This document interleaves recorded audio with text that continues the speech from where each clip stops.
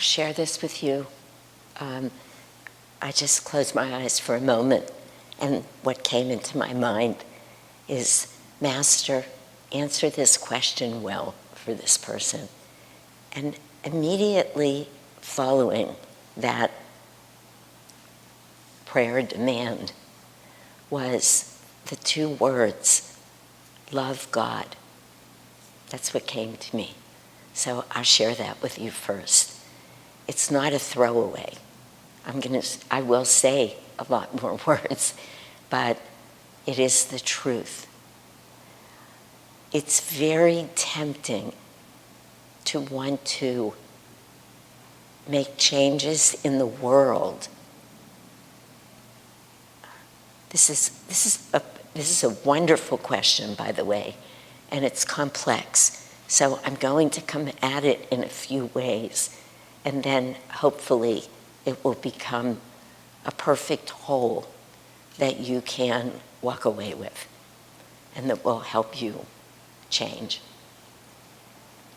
It is very tempting to want to make changes in the world and to believe that those changes will fix, release, allow energy to flow and to neutralize karma. And to a certain degree, there's truth in that, because we do need to change our behavior to change our karma. If you're somebody, if one is somebody that steals all the time, steals in all of the ways that Patanjali talks about stealing. You can steal money, you can steal somebody's pride. There's many ways to steal, but if you're somebody who steals, you actually need to quit stealing before energy can flow. This is the whole point of the yamas and niyamas, the do's and the don'ts. So we do need to look at behaviors. And sometimes it's easy to just start with simple things. I don't know what that would be for people. If people are having trouble exercising, I tell them, go out and take a 5-minute walk each day. 5 minutes is doable. Set some goal that's doable so you begin to have the karma of success, whatever it is.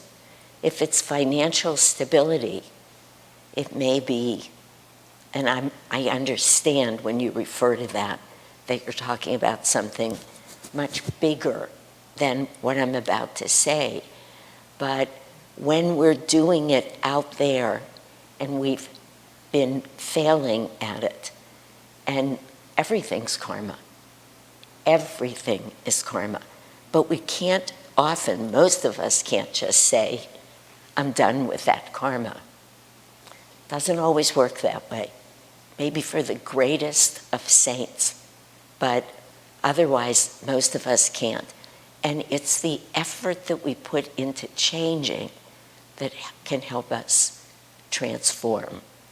So you may need to start saving little bits of money each month, or you may need to start giving away little bits of money each month. And giving money, even when we don't have it, or we're terribly afraid of that. This is why tithing is in the Bible.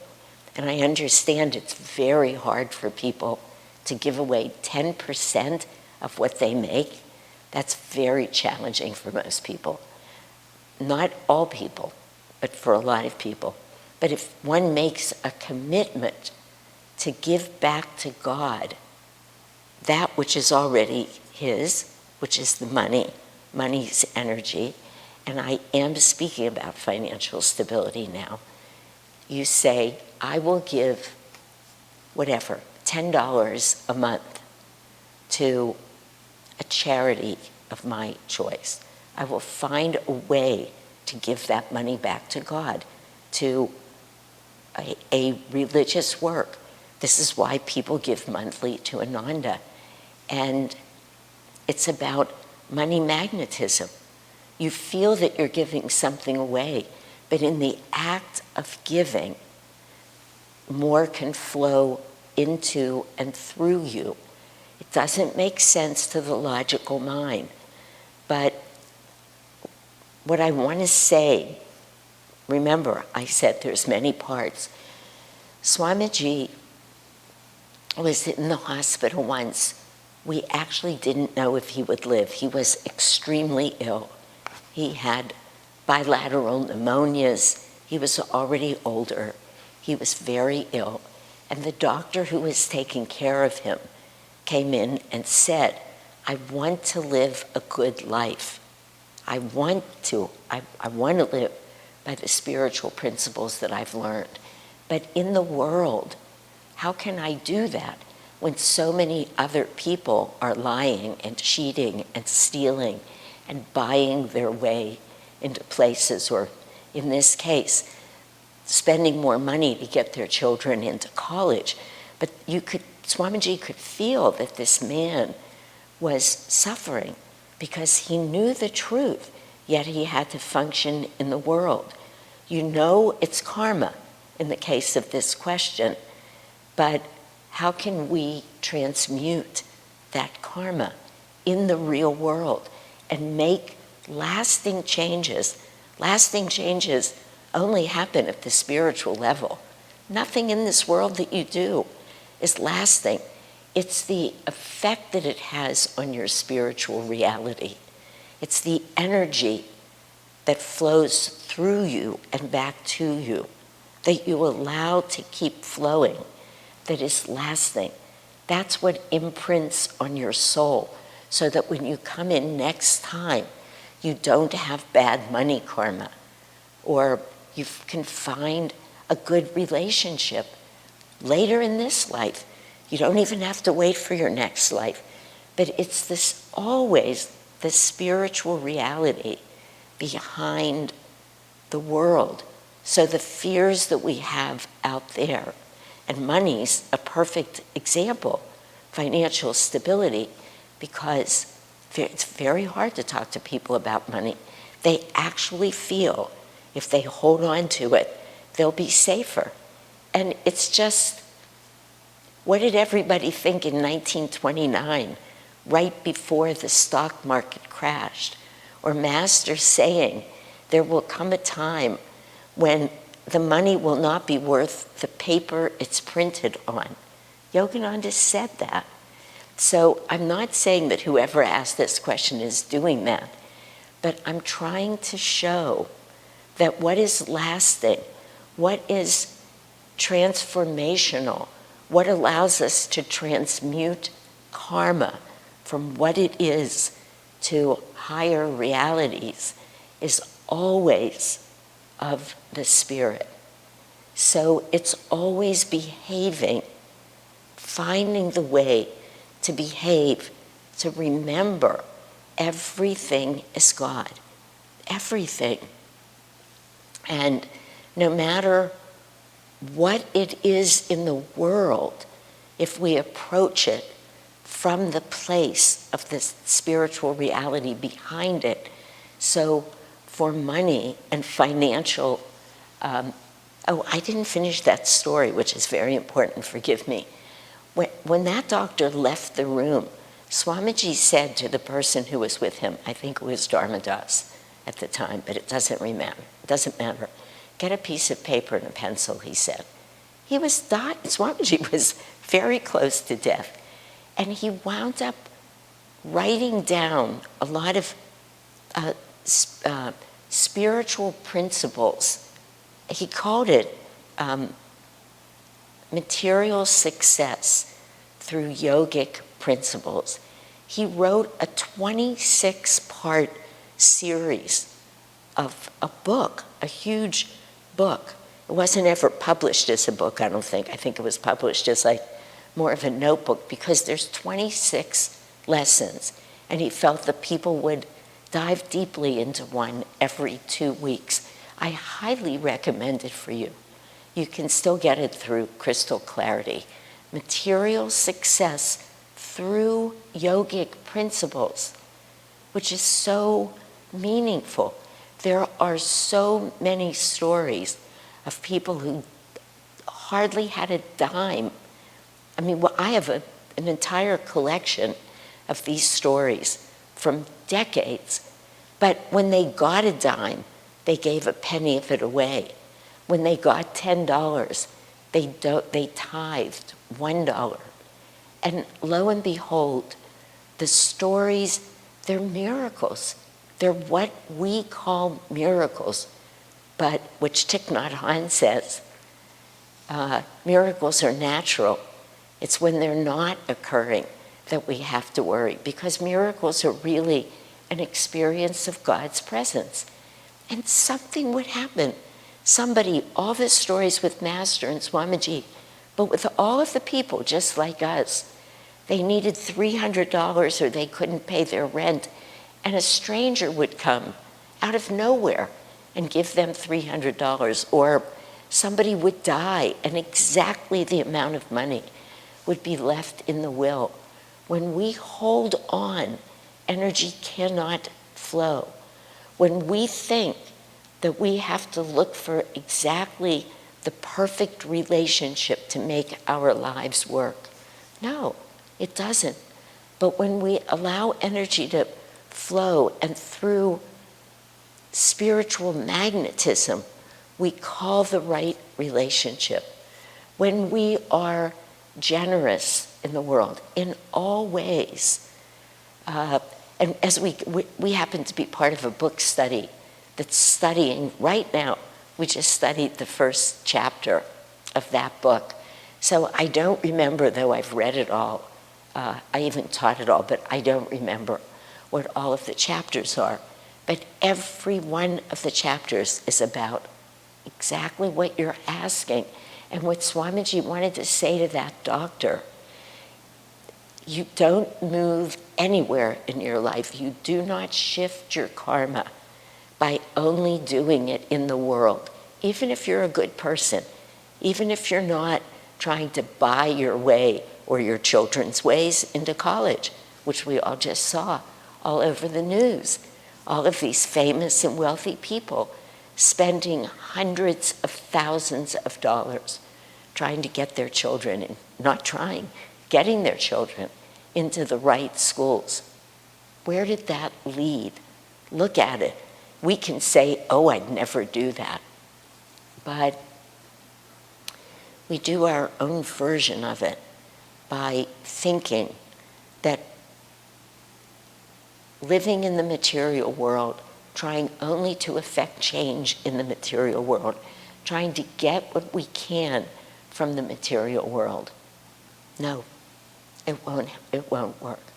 But by looking at the spiritual practice behind that, how do I move more towards financial security?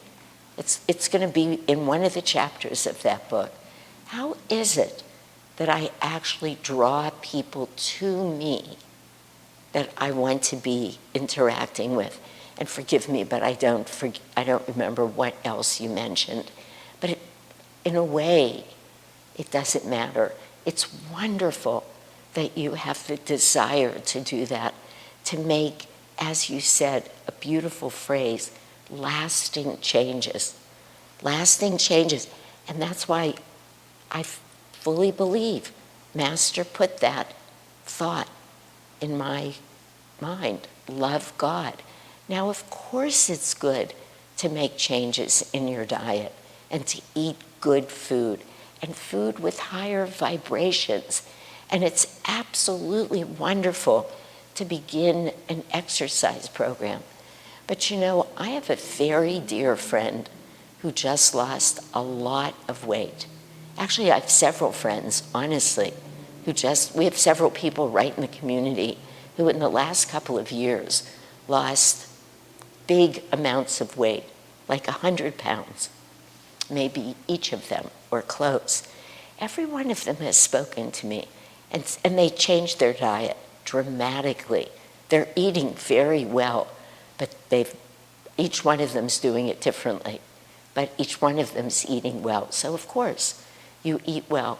But every one of them said to me, what really happened is my consciousness changed. For whatever reason, I let go of this fear. I quit using food in this way. I started loving the food I was eating. I prayed more over my food. I felt that I was receiving something. My consciousness changed, and that weight left, even in those circumstances. So, as Master says, love God. Find God everywhere, in everything. Ask God, how is it that I actually attain financial security? It's probably not what you think. It's probably not. Which doesn't mean that you shouldn't be pursuing your life stream in terms of the work that you do. Or it doesn't mean that you shouldn't want to be responsible about money. Sri Yukteswar said, live within your purse. But it does mean that just like this, like being able to absorb what the saints said, live within your means, so much more important than amassing a huge amount of money. Because in so many ways, and I have so many stories of it that I won't tell now, but I have, where God himself has stepped in and taken care of me.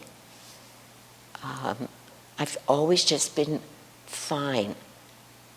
Not as a child, we were very, very poor. We had no money, literally often not enough food to eat, not as many clothes as I needed to go to school, things like that. That's how I grew up.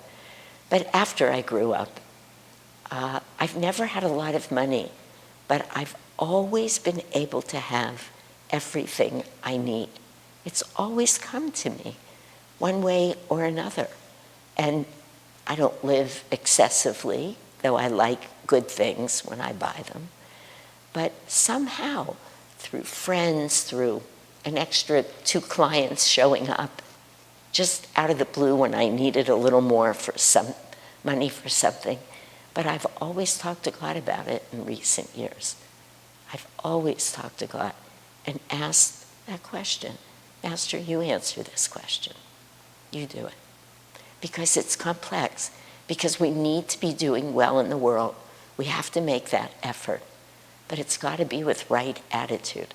It has to be in tune with all of the yamas and niyamas, or we won't shift our karma. Shifting our karma, I'll just end with this. I've said it, but I want it to be the last thing everybody remembers. Shifting our karma means living in terms of a soul reality, of our soul's reality. That's the way we make karmic changes.